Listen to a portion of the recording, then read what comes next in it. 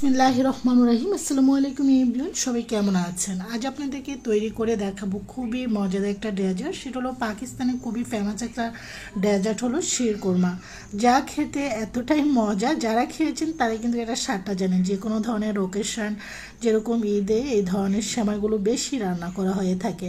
চলে যাচ্ছি রান্নার মূল প্রসেসে। আমি এখানে নিয়েছিল 1 লিটার ফুল ক্রিম দুধ। দুধটাকে এখন জাল দিয়ে নেব। তো এখানে দুধটা যেহেতু ডিপ ফ্রিজে ছিল, তো অনেক সময় দেখা যায় দুধ ডিপ ফ্রিজে রাখলে একটু এরকম গুঁড়া গুঁড়া থাকে। আমরা কিন্তু আমিও কিন্তু দুধটা আগে ফেলে দিতাম, ভাবতাম যে নষ্ট হয়ে গিয়েছে। এটা কখনোই করবেন না।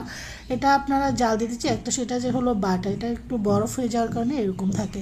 তো এটা যখন নর্মাল হয়ে আসছে, এখানে আমি 1 কাপ গুঁড়ো দুধ দিয়েছি। দিয়ে যেহেতু শিরকুরমাটা কিন্তু একটু ক্রিমি টেক্সচারটা থাকে, খেতে অনেক বেশি ভালো লাগে। দুধটা অনেক ঘন করে কিন্তু শিরকুরমাটা রান্না করতে হয়, এতে করে শিরকুরমাটা খেতে বেশি মজা লাগে। এখানে গুঁড়া দুধটা আমি মিক্স করে দিয়েছি নর্মাল দুধটার সাথে। মিক্স করে নেওয়ার পর যেন কোনো ধরনের লাম্পস না থাকে, সেজন্য অনেক সময় দেখা যায় গুটলি পাকিয়ে থাকে। তো এখানে আমি আস্তে আস্তে দুধটাকে জাল দিয়ে ঘন করে নিয়েছি। শিরকুরমার দুধটা একটু ঘন হয়, এটা খেতে এতটাই মজা। আপনারা চাইলে সুস্বাদু এই শিরকুরমাটা, যে নর্মাল সেমাই থেকে এটা একটু ভিন্ন, কিন্তু খেতে অনেক মজা। কিন্তু এই শিরকুরমাটা অবশ্যই একবার হলো রান্না করে খেয়ে দেখবেন। আমি ফার্স্ট টাইম বানিয়েছি, আলহামদুলিল্লাহ এতটাই মজা হয়েছিল কি আর বলবো। আপনাদের সবার দাওয়াত রইল।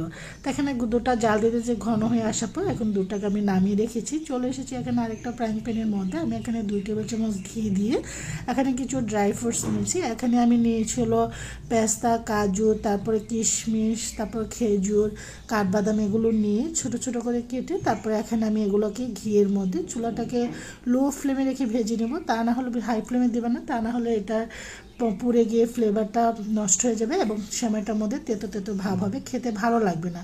চুলাটাকে একদম লো ফ্লেমে রেখে কিন্তু এই কাজটা করবেন, এতে করে এটার কালার এবং টেক্সচারটা ভালো থাকবে এবং ফ্লেভারটাও ভালো, খেতে অনেক মজা হবে। সেমাইটাও কিন্তু তেতো হবে না।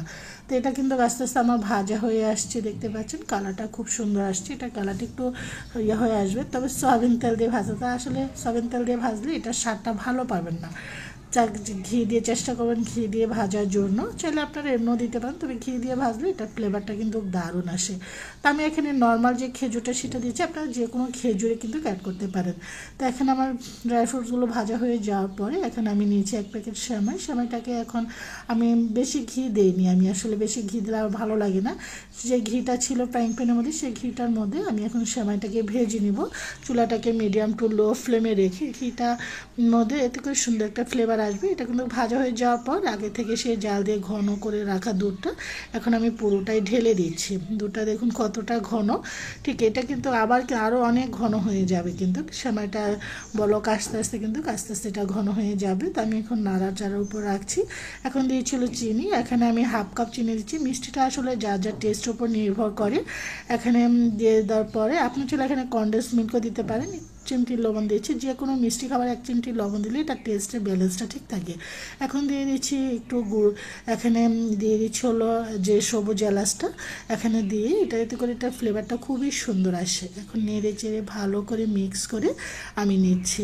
তা এখানে আসলে আমরা তো নর্মাল যে সামান্য তেজপাতা, দারচিনি বা সবুজ যে আস্তা সেটা ইউজ করি, তো গুঁড়োটাই কিন্তু ইউজ করা হয়।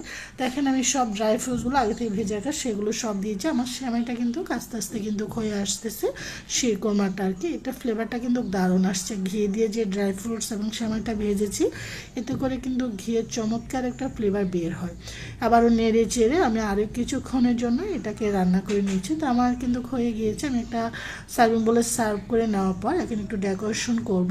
এখানে আমি বাদাম দিয়ে, এটা হলো কাঠবাদামটা দিয়ে এটাকে ডেকোরেশন করে দিচ্ছি। তারপর কিশমিশ দিয়ে দিচ্ছি, এতে করে এটার লুকটা অনেক বেশি ভালো লাগে।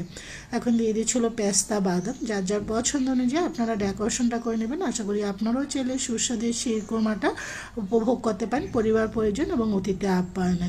আশা করি সবাই